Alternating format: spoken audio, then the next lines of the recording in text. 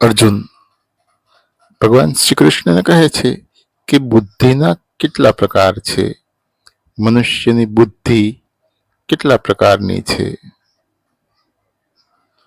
ભગવાન શ્રી કૃષ્ણ કહે છે કે પ્રકૃતિ પ્રમાણે બુદ્ધિના 3 પ્રકાર છે. મનુષ્યની બુદ્ધિ 3 પ્રકારની છે: સાત્વિક બુદ્ધિ, રાજસી બુદ્ધિ અને તામસી બુદ્ધિ. આ 3 પ્રકારની બુદ્ધિમાં સાત્વિક બુદ્ધિ શ્રેષ્ઠ છે. હવે સાંભળ, ભગવાન શ્રી કૃષ્ણ અર્જુનને કહે છે કે હવે સાંભળ, સાત્વિક બુદ્ધિ કોને કહેવાય?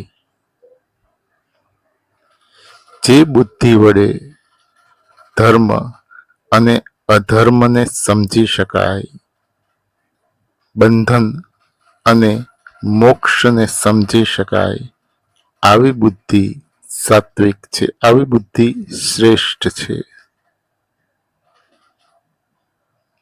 હવે રાજસી બુદ્ધિ વિશે સાંભળ. ભગવાન શ્રી કૃષ્ણ કહે છે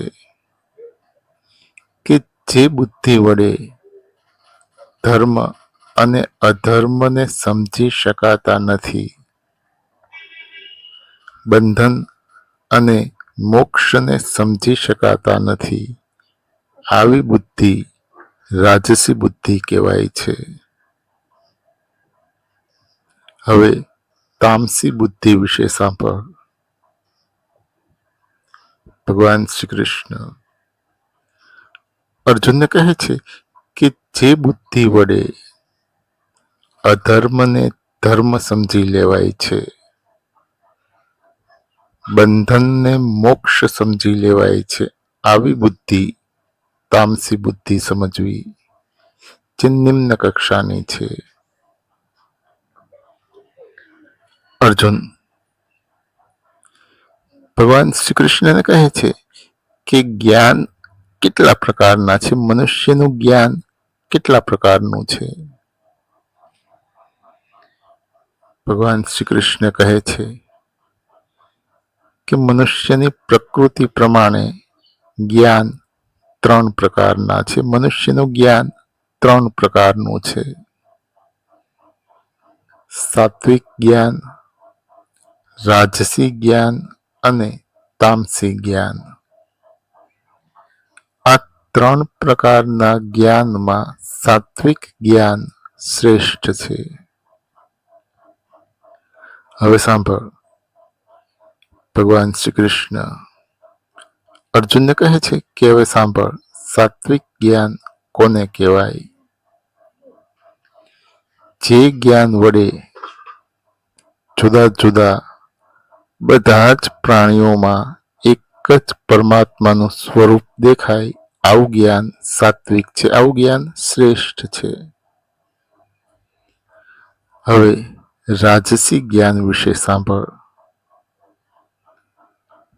ભગવાન શ્રી કૃષ્ણ કહે છે કે જે જ્ઞાન વડે જુદા જુદા બધા જ પ્રાણીઓમાં પરમાત્માનું સ્વરૂપ જુદું જુદું લાગે, આવું જ્ઞાન રાજસી જ્ઞાન કહેવાય છે.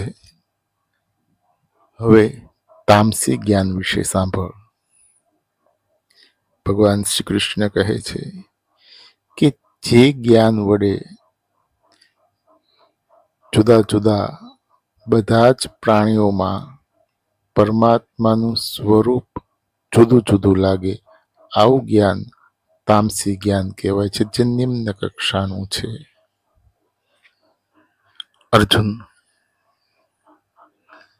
ભગવાન શ્રી કૃષ્ણને કહે છે કે સુખના કેટલા પ્રકાર છે?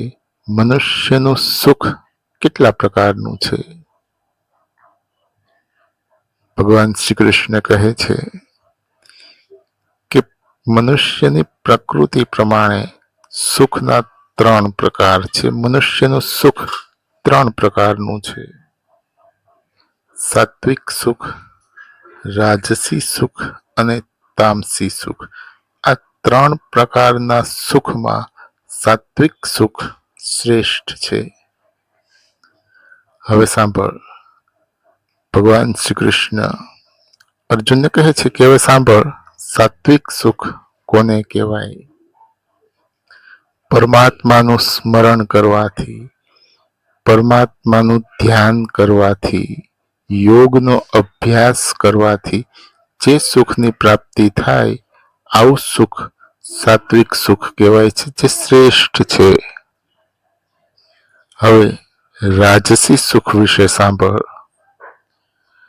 ભગવાન શ્રી કૃષ્ણ કહે છે કે ઇન્દ્રિયો દ્વારા જે સુખની પ્રાપ્તિ થાય, આવું સુખ રાજસી સુખ કહેવાય છે. હવે તામસી સુખ વિશે સાંભળ. નિંદ્રા, આળસ અને પ્રમાદ દ્વારા જે સુખની પ્રાપ્તિ થાય, આવું સુખ તામસી સુખ કહેવાય છે.